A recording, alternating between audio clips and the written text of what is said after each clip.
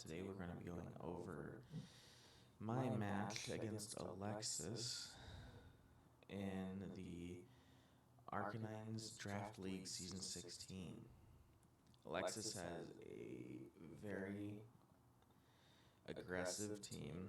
Can run in Trick Room pretty well, doesn't need it though. Got a lot of very heavy hitting pieces, a couple of good support pieces. Let's just break down what I've done and break down her team for possible good matchups for me. So the first and foremost, obviously her S plus tier is Lunala. Lunala becomes an issue because of its Shadow Shield ability, its ability to hit very hard on the special side, and its ability to now Terra and get rid of its two quad weaknesses.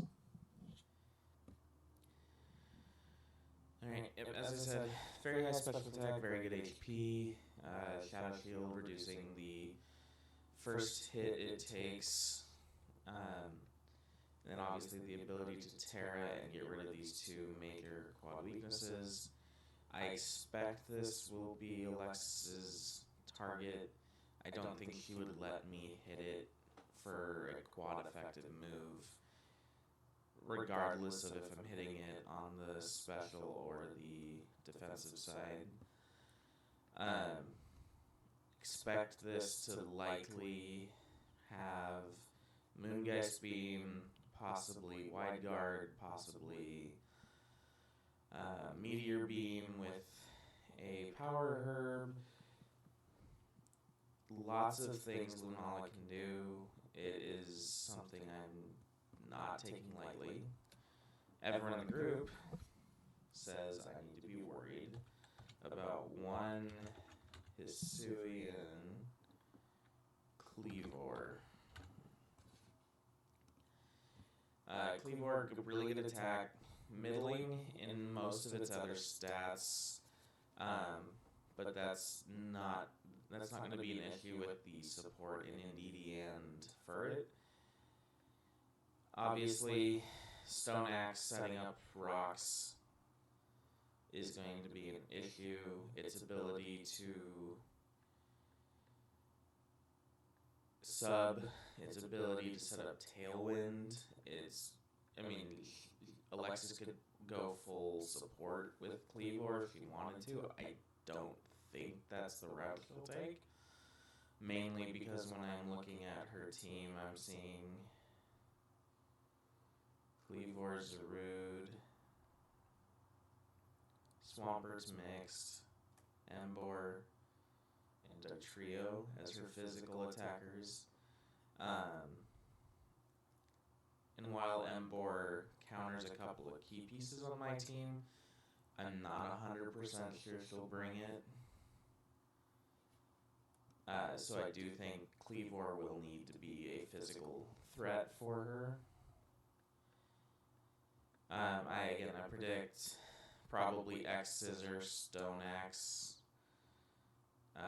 Protect, maybe Trailblaze if he wants to go for some more speed control or Tailwind. Definitely something I can't take lightly due to its very high physical attack stat. I do have some plans for it, and I'll go over those in a second. My next main piece that I was thinking about is Indeedee Mail. The ability to set up Psychic terrain is very useful, especially when her Lunala is weak to Sucker Punch, 4 times weak to Sucker Punch, in fact. So the ability to bring Psychic terrain and cancel any kind of tricky Sucker Punch or Shadow Sneak play, I completely expect to see Indeedee in our match. Obviously, she has the Indeedee Mail, I believe, yet. So, probably expecting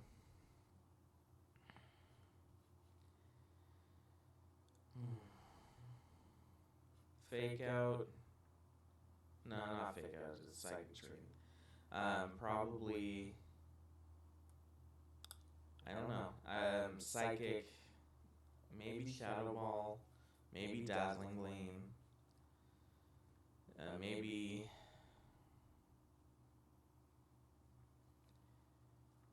Maybe Terra Blast and trick me and go Terra something else. I really think Indeedee's more or less a support.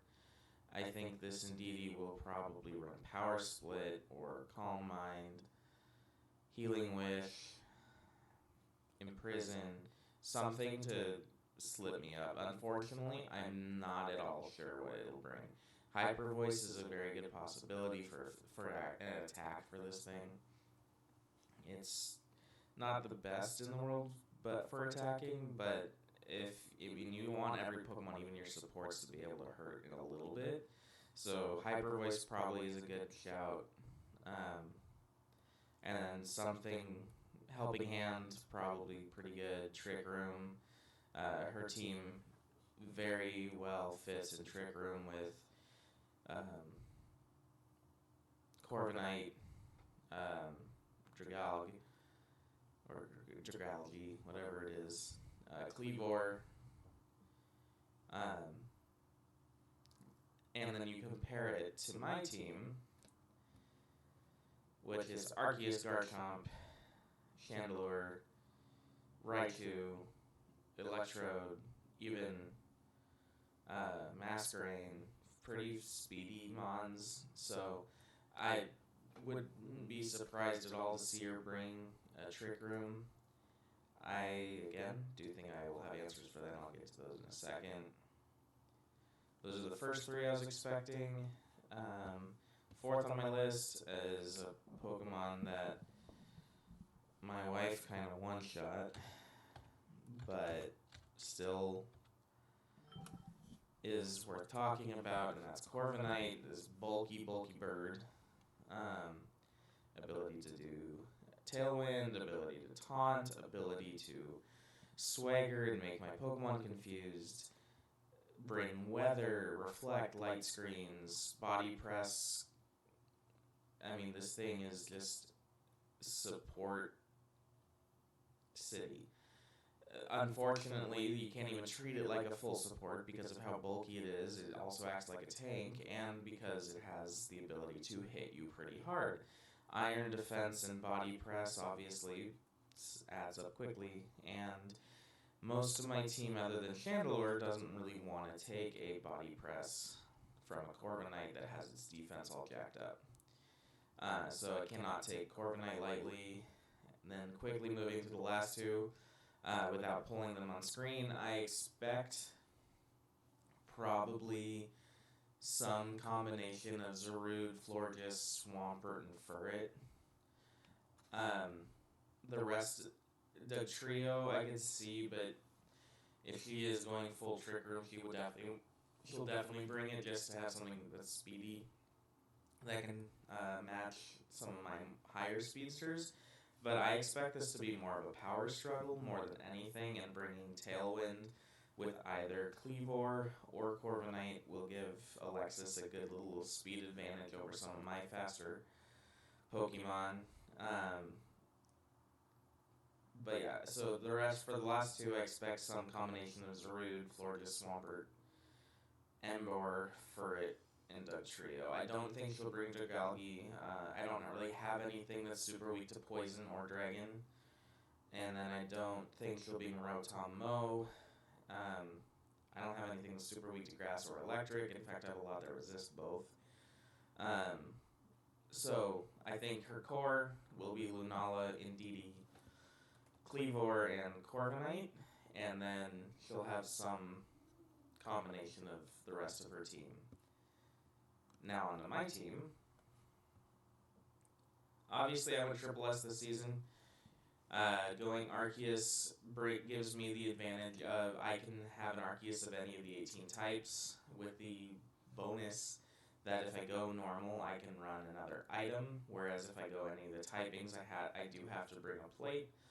The positive side to having a plate is that it does also give you a 20% boost on top of stab. So if I have a let's just say meadow plate, and I bring energy ball, I can get a 50% stab boost plus the 20% plate boost, so I'm doing like 170% damage. I don't think that's the exact math, but it's basically there.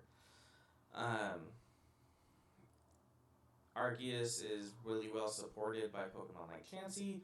Chansey has insane HP. Like, you go into Pokemon database, type in Chansey, it's like a blue bar, when normally it only does red, orange, and green. Made worse by the fact that it actually has pretty good special defense, and with Eviolite doubling its defense and special defense stats, while its physical defense isn't great, you can pad it a little bit with things like Reflect. That HP, you would have to be pretty... You'd have to have a max attack Cleavor with fighting move to actually have a chance to one-shot this. And I don't think that a fighting move will be coming out of Cleavor just because it doesn't have stab fighting. On top of that, other things to support it: Masquerain. I can intimidate my opponents, lowering their physical attack. Pincurchin, the reason I picked it is I didn't want to deal with sleep, and Electric Train that Pincurchin brings blocks sleep. And then I was like, well, as long as I'm drafting Electric Train, let me get something that can take advantage of Electric Train for the offensive capabilities, and that's why I picked Brachyolola with Surge Surfer. I think I picked up Conkeldurr, dropping Darkspun for Conkeldurr right at the end of the season. You're disgusting. And I don't know exactly how much Conkeldurr will do as far as positivity. Obviously, I get a good matchup against Zarude, get a good matchup against Furret, the trio. I needed something that physically attacks. Ever since I dropped Blaziken, I've been struggling to find good, decent physical attackers. Obviously, Arceus can run either way. Arceus can run physical, Arceus can run special, because all its stats are 120, so you can boost whatever you want, and it will do its job well. This week, looking at Alexis's team, I really don't think she's going to go Trick Room. However, Conkeldurr's base speed stat is very low, and I will be bringing Conkeldurr just in case she decides that she does want to go Trick Room. Conkeldurr and Pincurchin both have very low max speed stats, so these will be my Trick Room answers should she decide to go that way. Otherwise, I do have Arceus, Garchomp, and Chandelure, each who have a pretty decent speed stat and can hit in several different ways. My supports, obviously, Pincurchin, Chansey. You could call Muck a support. It's more or less a tank that has supporting moves. Vaporeon, I've ran both as a tank and as a offensive attacker this season. Not sure how good Vaporeon is, especially with Zarude and Swampert and Rotom on the other side, so not exactly sure what Vaporeon would be able to bring me. Glaceon is the same thing. While I really would like to bring Glaceon for the Swampert threat, because of Freeze Dry being quite effective on Swampert, I look at the rest of that team and I just don't see where Glaceon would be of great use. That being said, while I brought Arceus every match, I don't think anyone would think that I'm not bringing Arceus to a match. So, Arceus is coming. What plate I'm giving it? I'm torn between a steel plate so that I can hit into Cleavor, so I can hit into Florges, so I can be immune to Dragalge, so I can resist Rotom, so I can resist Dugtrio's Steel side, and so I can resist Lunala's Psychic attacks as well as Indeedee. I'm also looking at just pure normal, so I can get Stab Extreme Speed because that is nice. Arceus is one of the most widespread move pools in the game. He gets stab everything. Rock, psychic, grass, water, electric, ground, fairy, poison, ghost, dragon, fire, fighting, bug, anything in the world Arceus gets access to just because it's, the Pokemon god.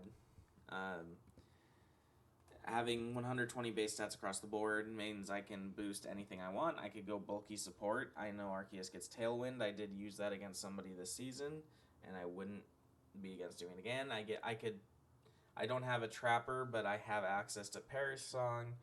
I can bring Gravity and make it so that flying Pokemon can't avoid Garchomp's ground moves. Light Screens, Reflects to bulk up my team more, Tailwind again, Stealth Rocks. Like, Arceus does anything and everything, and that's the best part about having Arceus is that you don't know exactly what you're getting.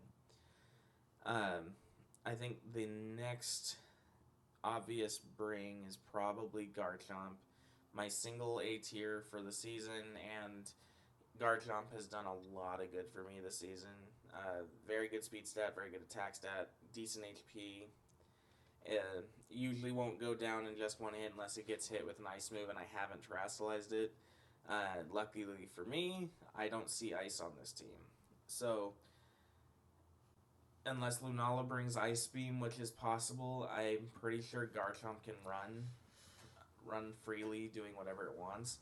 I will be bringing a counter Terra just in case. However, feel pretty good with Garchomp Arceus.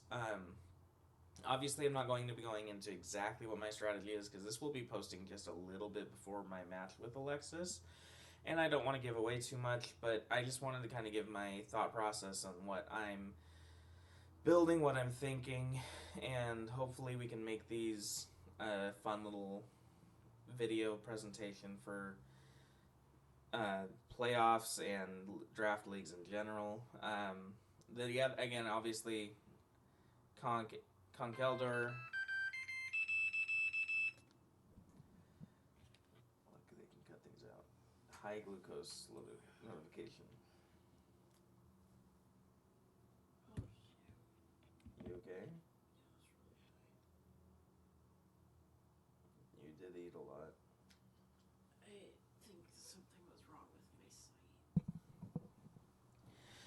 Anywho, yeah, just lots of options this week. I'm really excited for this match. This is I've been thinking about different strategies, different ways to run it. I do have 2 teams built as of right now. Plus, obviously, I have access to all the Pokemon that I created throughout the season if I feel like something's a little off and I want to switch things out.